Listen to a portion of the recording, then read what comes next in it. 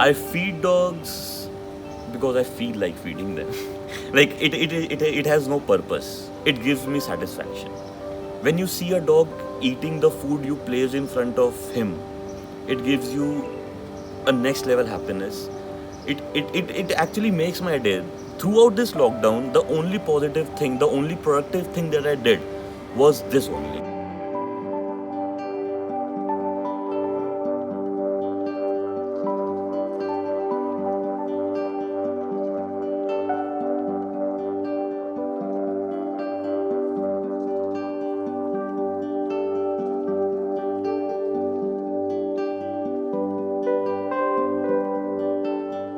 I have been feeding dogs and rescuing them since like last 4 years. But ever since the lockdown began, I got more active. I became more active. I got to know about places where there were no food for the stray dogs. The stray dogs were struggling. They were dying because of hunger. They were not able to get the medical help because of the lockdown. Chalo, chalo, chalo, chalo, up. So after the lockdown started, my feeding and my rescuing escalated to a next level. For the past 6 years, we have focused our work on birth control specifically. So we work along with community caregivers. What we decided to do halfway through lockdown was to actually continue our work of sterilization because municipal services were affected. The drop in rates of sterilization would lead to a record rise in stray dog populations. A lot of initiatives are revolving around animal welfare, under which we have 500 feeding points where we feed more than 40,000 strays. We've put water hobbies for the strays. Most of the fund is generated by the charity done by the volunteers. We have been attacked both verbally and physically, mostly by the locals and the neighbors and the observers, right? Because they think that animals are a nuisance.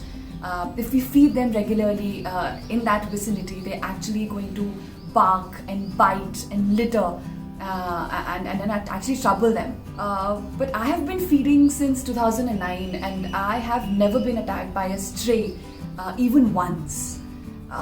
In fact, it has been the other way around that once I started feeding all of these strays, they've actually become more loyal and have provided more security to not only me, obviously to the entire locality altogether. I have been a victim of violence not once but several times. This was certainly not the first time.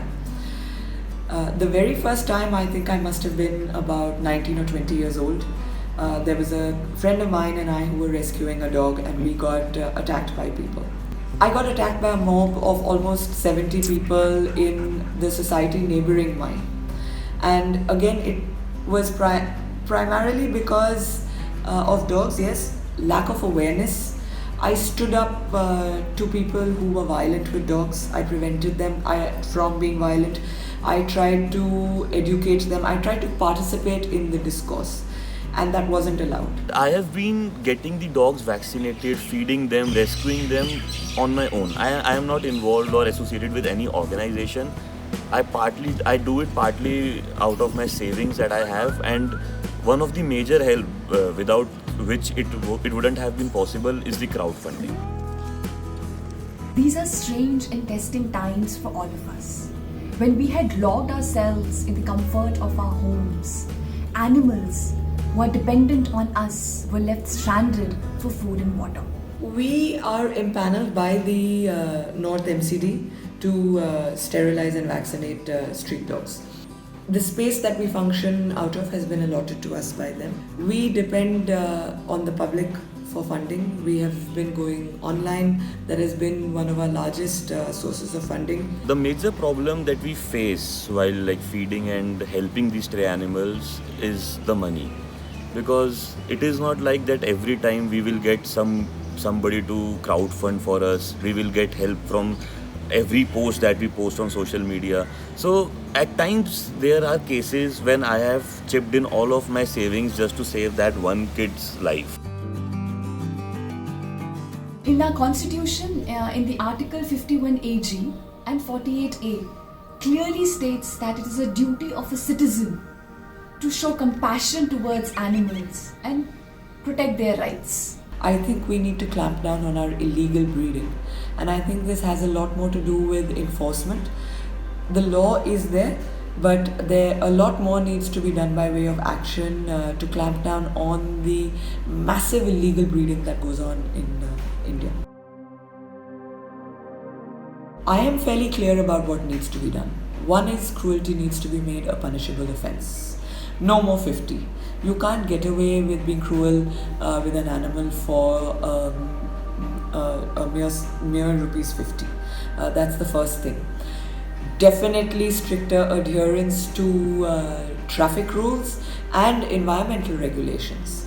Flouting both lead to large-scale deaths in the animal world. There are three major changes that needs to be done.